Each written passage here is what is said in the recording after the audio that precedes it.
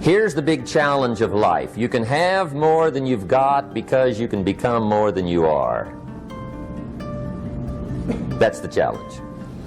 And of course the other side of the coin reads, unless you change how you are, you'll always have what you got. I have found in my experience that income does not far exceed personal development. Now sometimes income takes a lucky jump, but sure enough, unless you grow out where it is, it'll usually come back where you are. Life has strange ways. If somebody hands you $1 million, best you become a millionaire quickly, so you get to keep the money. Otherwise, sure enough, it'll disappear. Somebody once said, if you took all the money in the world, divided it up equally among everybody, it would soon all be back in the same pockets. Incredible. Success is something you attract, not something you pursue. Success is looking for a good place to stay. So instead of going after it, you work on yourself. Personal development. See, the major question to ask on the job is not what are you getting. The major question to ask on the job is what are you becoming? See, the big question is not what am I getting paid here. The big question is what am I becoming here? Because true happiness is not contained in what you get. Happiness is contained in what you become. So that's our major subject for tonight, personal development. Of all the assignments Mr. Schoaf gave me at age 25, this was probably the most difficult. In fact, I'm still working on this one. I think it's an unending challenge to see what you can become. The next subject is called Basic Laws. And it's good to study the basics. And I call these basics primarily because they come from the Bible. Now, I'm not a theologian or a minister, and that'll be apparent. But Mr. Schoaf taught me that the Bible was a good textbook for ideas and stories and success equations, how to live the better life. I found out that was true. He also taught me that the Bible is as practical as it is spiritual, and I found out that's true. If you look at your bank account and your income and you're not happy, there are several places in the Bible to check to see what the heck's wrong so you can make the changes. And we're going to cover some of those tonight, called basics. Okay. The next subject is my favorite, setting goals.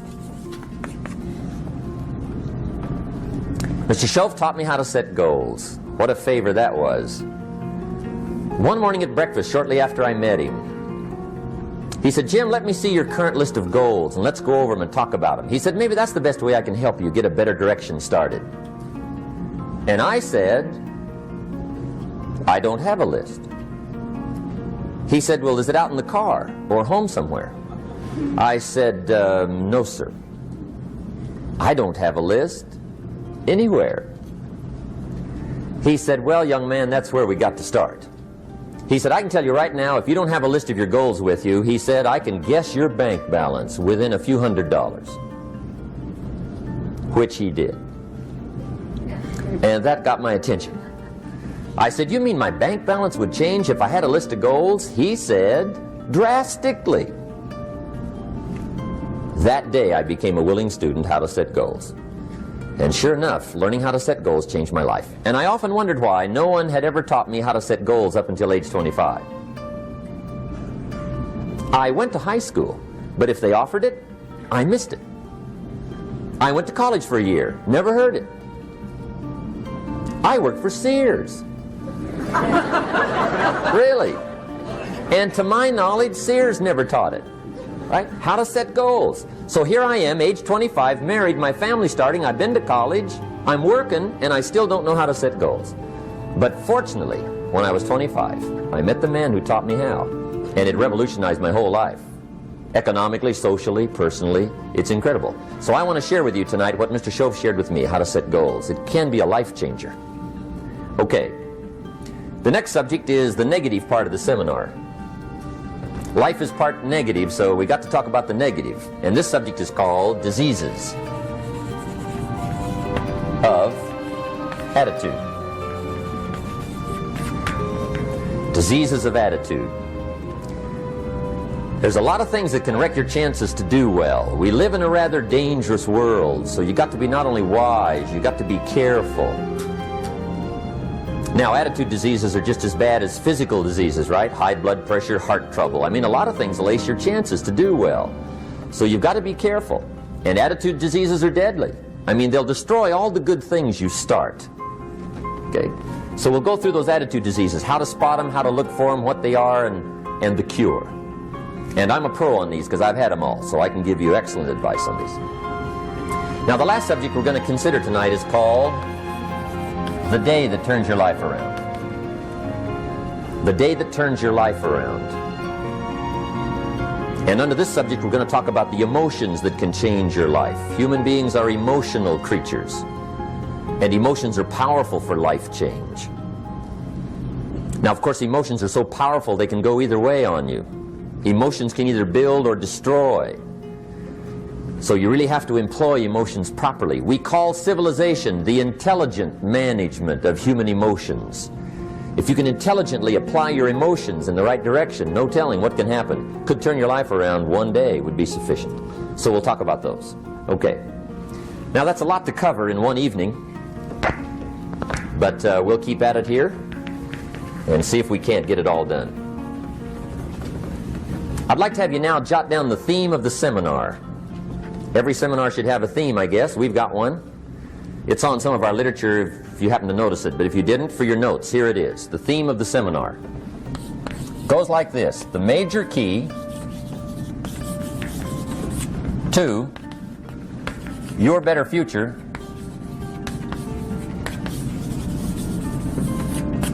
is you.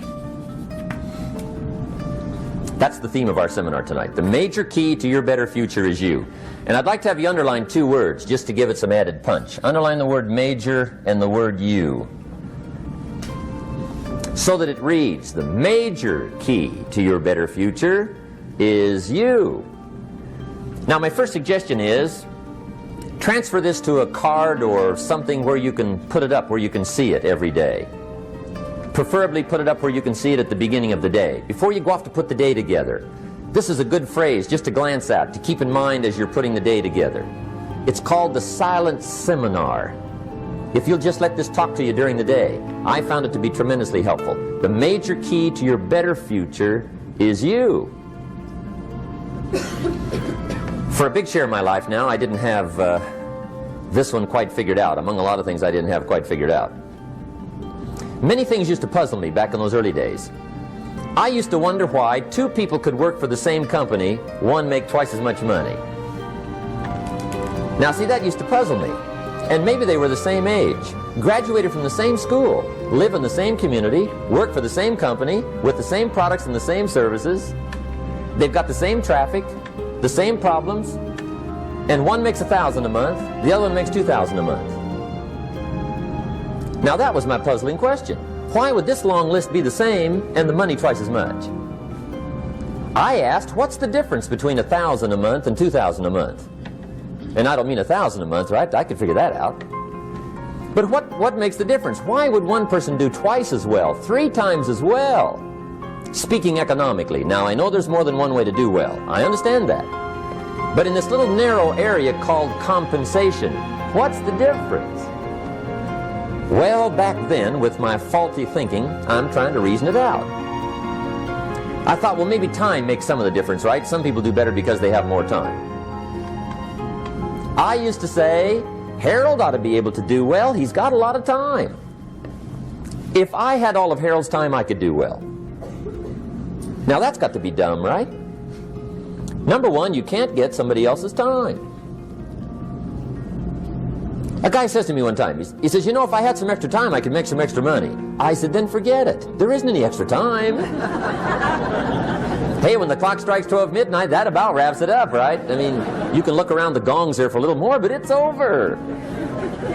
You say to the guy, what are you doing? He says, I'm looking for extra time. See, they'll come and take you away, right? There isn't any more time. Now, if you can't get more time, which you can't, what could you get more of that would make a difference in economic results? And here's the key word. Make it a part of your notes. We're going to consider it tonight. The word is value.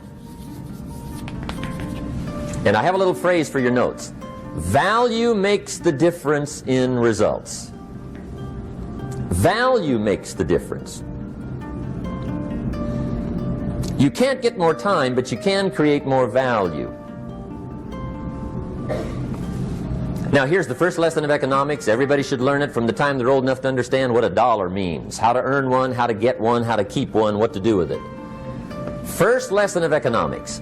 We primarily get paid for value. That's lesson one. Bringing value to the marketplace, that's how you get paid. You don't get paid for the time. I know it takes time to bring value to the marketplace, but you get paid for the value, not the time. Now, since that's true, here's one of the key questions of the evening. Is it possible to become twice as valuable at the marketplace and make twice as much money in the same time? Could you become 3 times as valuable? Make 3 times as much money in the same time? Is that possible? The answer is yes, if. And it's always if, right? Life is known as the big if. Harry Truman once said, life is iffy. How true.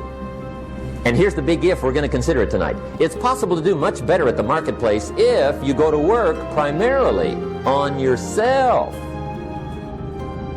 And that's the theme of our seminar tonight.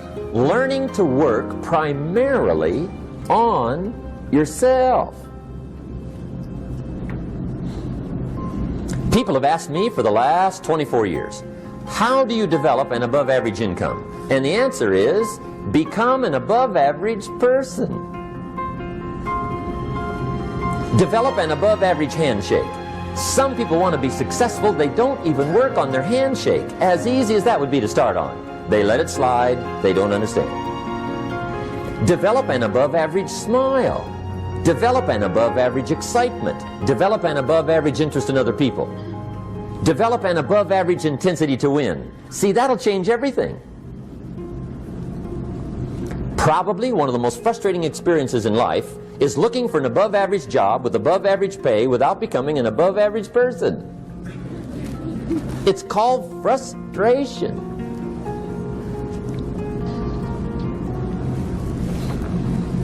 And Mr. Schoaf gave me probably the greatest clue he gave me when I first met him. He said, Jim, if you want to be wealthy and happy the rest of your life, just learn this lesson well. He said, learn to work harder on yourself than you do on your job.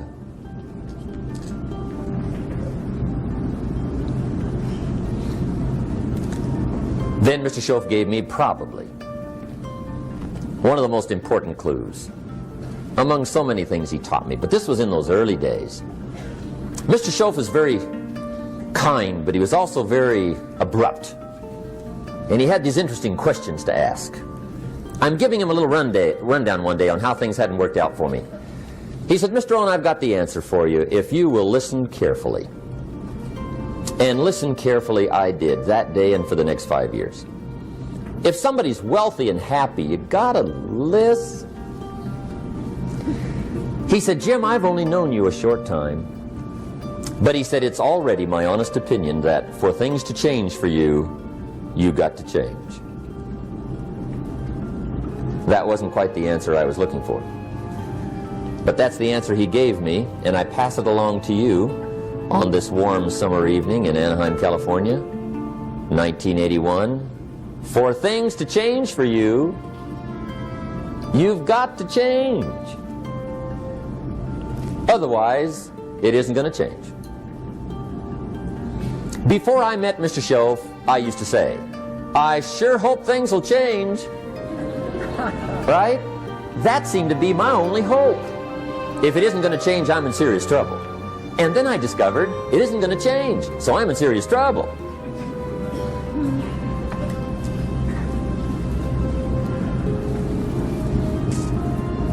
See, I can tell you what the 80s are going to be like. You have dropped into the right place. I did a seminar one time for Standard Oil executives and management in Honolulu. And we're having a conference one day on this big conference table.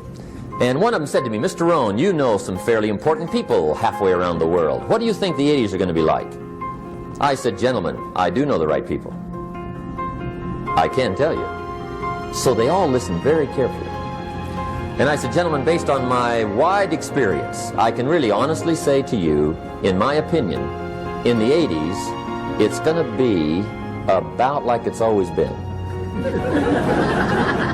Aren't you glad you came? That's inside. I don't pass that around just everywhere. Now, of course, I said that to make a point, but I also said it because it's accurate. It's going to be about like it's always been. It isn't going to change. The tide comes in, and then what? It goes out. For 6,500 years that we know of, recorded history, and probably long before that. So it is not going to change. It gets light, and then what? It turns dark. 6,500 years. See, it's not likely to change. And we're not to be startled by that. And if the sun goes down, the guy says, what's happened, what's happened? It means he hasn't been here long, I guess, right? It always goes down about this time. The guy says, well, I don't like that arrangement. Well, you got to talk to somebody besides me, right? It gets light, then it turns dark. In rotation, the next season after fall is what? Winter. Pray tell, how often does winter follow fall?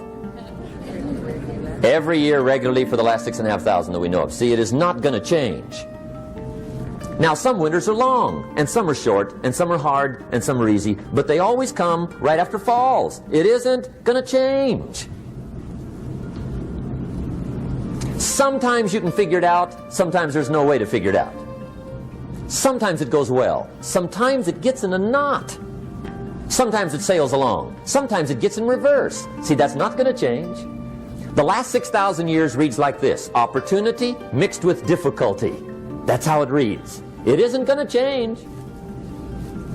The man says, well, if it isn't going to change, how will my life ever change? Answer, when you change.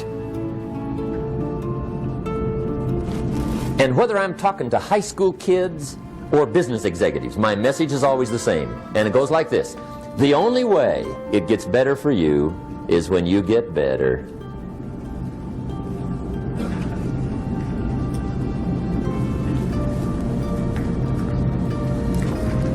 Let me give you the 4 major lessons in life to learn. Here's 4 majors. It's good to study the majors. In our weekend seminar we teach, some people don't do well because they major in minor things. You've got to be on the lookout. At the end of every week, end of every month, you've got to check, make sure you're not spending major time on minor things. We go through that whole series. Majors and minors. Now, let me give you 2 phrases before we get to the 4 majors. This will set it up and you'll see where I'm going. 2 key phrases for your notes. Here's the first one. Life and business is like the changing seasons. That's the first phrase. Life and business is like the changing seasons. One of the best ways to describe life, it's like the seasons. Frank Sinatra sings, life is like the seasons. Now here's the second phrase. Very important. You cannot change the seasons, but you can change yourself. You can't change the seasons, but you can change yourself. And see, that's how life gets better for you, not by chance, but by change. Now, here's the 4 major lessons in life to learn. I've got my first book finished, came out a couple of weeks ago. This is in it, the 4 major lessons in life to learn. Here they are. Number 1, learn how to handle the winters. That's lesson 1. They come right after falls, with regularity. Some are long, and some are short, and some are hard, and some are easy, but they keep coming. You must learn to handle the nights. They come right after days. You must learn to handle difficulty. It comes right after opportunity. You must learn to handle recessions. They always follow progressions for the last 6,000. See, it isn't going to change. The lesson you must learn is how to handle it. And there's all kinds of winters, right? The winter when you can't figure it out. The winter when it all goes smash. The winter when it turns belly up. The winter when it won't work, when you've run out of money and you've got a broken heart. See, those are winter times. There's all kinds. Economic winters, social winters, personal winters. When your heart is smashed in 1,000 pieces and the nights are unusually long, your prayers seem to go no higher than your head. It's wintertime. Barbra Streisand sings, "It used to be so natural to talk about forever, but used to be's don't count anymore. They just lay on the floor till we sweep them away. You don't sing me love songs, and you don't say you need me, and you don't bring me flowers anymore." A song of winter. But see, the disappointments come. Those are normal. That's part of life. But the question is, how do you handle it? How do you handle the coming winters and the disappointments and the downtimes? Well, you can't get rid of January by tearing it off the calendar. But here's what you can do. You can get stronger, you can get wiser, and you can get better. The winters won't change, but you can. And that's how life changes for you. See, before I understood, when it was winter, I used to wish it was summer. I didn't understand. When it was hard, I used to wish it was easy. I didn't know. And then Mr. Schoaf gave me a part of his very unique philosophy when he said, "Don't wish it was easier, wish you were better." See, that triggered my whole life change. Don't wish for less problems, wish for more skills. Don't wish for less challenge, wish for more wisdom. That's the key. So that's lesson 1, learn how to handle the winters. Here's lesson 2, learn how to take advantage of the spring. That's the second one. Spring is called opportunity. And spring follows winter. What a great place for it. If you were going to put it somewhere, that'd be the place to put it, right after winter. And pray tell, how often does spring follow winter? Every year with regularity, 6,000. You can almost count on it. See, opportunity always comes. Days follow nights. Isn't that terrific? Opportunity follows difficulty. But here's what you must learn to do. Underline these 2 words in that key phrase. Take advantage. Underline those 2. You must learn to take advantage of the spring. See, just because spring rolls around is no sign you're going to look good come fall. You gotta do something with it. In fact, you have to get good at one of 2 things in life. Planting in the spring or begging in the fall. Or get somebody to do it for you. See, those are about the only alternatives. Now here's what else you must do. Take advantage of the springs quickly, because there's only a few. Just a handful of springs have been handed to each of us. They don't come forever. Life is fairly brief. So you got to read every book you can get your hands on what to do with your springs while they're here. And take advantage, they soon run out. The Beatles wrote, "Life is so short." And for John Lennon, it was extra short. But life is brief. Elton John sings, "She lived her life like a candle in the wind." It's brief. So whatever you're going to do with your life, you got to get at it. Don't just let the springs pass. Here's the third major lesson in life to learn. Learn how to protect your crops all summer. You got to take care of what you start. Sure enough, as soon as you've planted your garden in the spring, the busy bugs and the noxious weeds are out to take it. And here's the next bit of truth. They will take it unless you prevent it. And that's the third major skill to learn. You've got to learn to prevent the intruder from taking all the good you start. It's one of the challenges. Here's two key phrases under number 3. First one, all good will be attacked on this planet. Maybe not the next one we get to, but on this one, all good will be attacked. Every garden will be invaded. Not to think so is naive.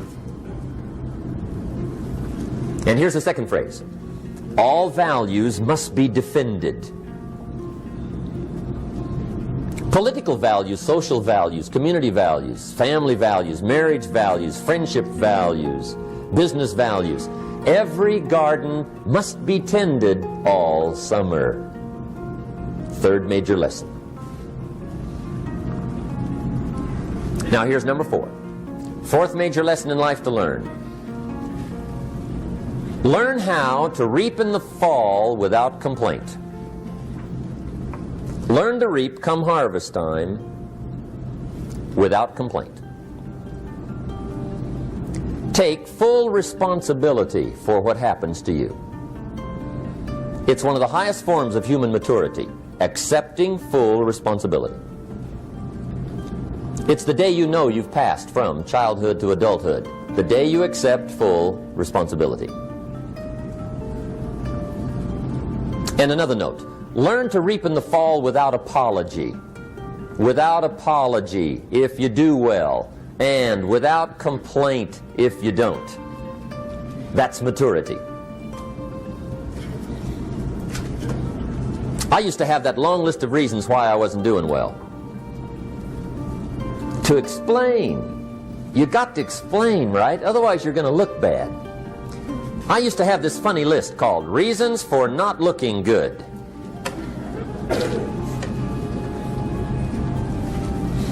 I used to blame the government. I mean, you can believe that or not. It was at the top of my list. I had a lecture second to none. The government. That was on my list. I used to blame taxes. Look what you got left after they take everything. And they expect you to do well. That was on my list there. Prices, that one's easy, right? You walk into the supermarket with $20, come out with a little half bag. So I had that on my list. I used to blame the weather. I blamed the traffic. I used to blame my car. I blamed the manufacturers. I used to blame the company. I blamed company policy. I used to blame the training program.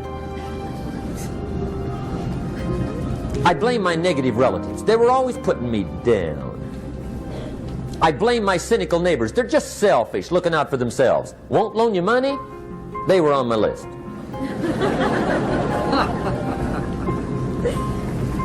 I used to blame the economy. I blamed the community. That's a pretty good list for not doing well, isn't it? I thought it was good. I'll never forget one day, Mr. Schoaf is very kind, but he was also very blunt. And this was no exception. And I'm glad he was blunt. There's a lot of things I'd have missed if he hadn't have been blunt. One day, with sort of a curious look on his face, he said, Jim, just out of curiosity, tell me, how come you haven't done well up until now? Excellent question. I thought, well, so I won't look too bad, I'll go through my list. And this list I just gave you, I put that on him.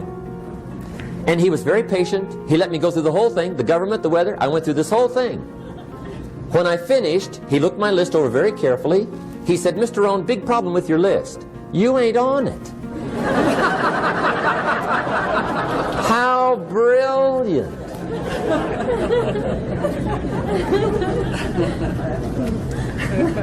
When I went to work for him a few months later, I learned very quickly to tear up my list, reasons for not doing well, and I threw it away. And I got me a fresh piece of paper. And I put one word on it. Me. There's a Black Heritage spiritual that says, it's not my mother nor my father, nor my brother nor my sister, but it's me, oh Lord, standing in the need of prayer. See, I used to blame everything outside. And then let me give you a little philosophy that helped turn my life around.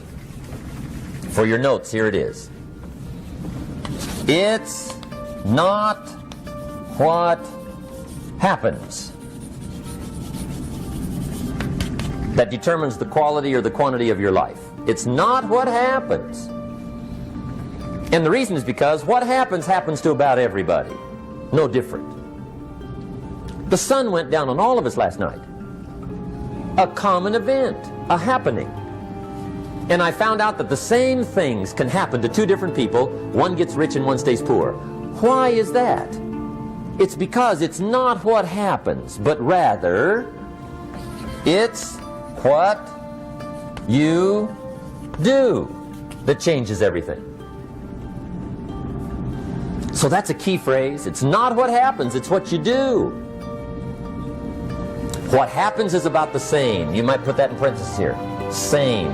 What people do, that's what's different. Anything can happen, right? Everything can happen. I've heard all the stories. I've been one of the stories. Hey, we could all tell stories all night long, right? Happenings. Anything can happen. Have you heard of Murphy's Laws? Anybody here heard of Murphy's Laws? Okay, most of you have. Murph had these laws. One of them was, if anything can go wrong, it will. That's one of Murphy's Laws. He was not one of the great positive speakers of the day. But anyway, it's still true though, right? Anything can go wrong, everything can go wrong. For sure.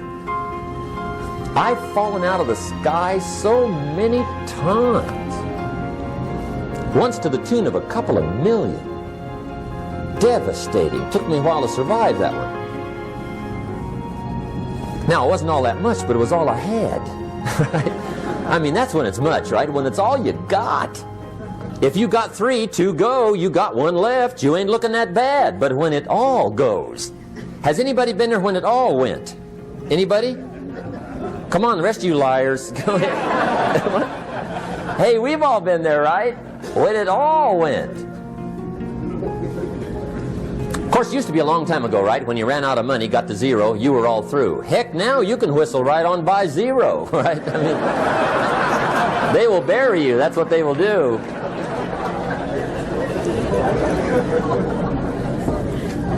But see, those are the happenings, right? Everything can happen. Anything can happen. But it's not the happenings. It's what you do about it. Somebody says, yeah, but you don't understand the disappointments I've had. Come on. Everybody's had their share.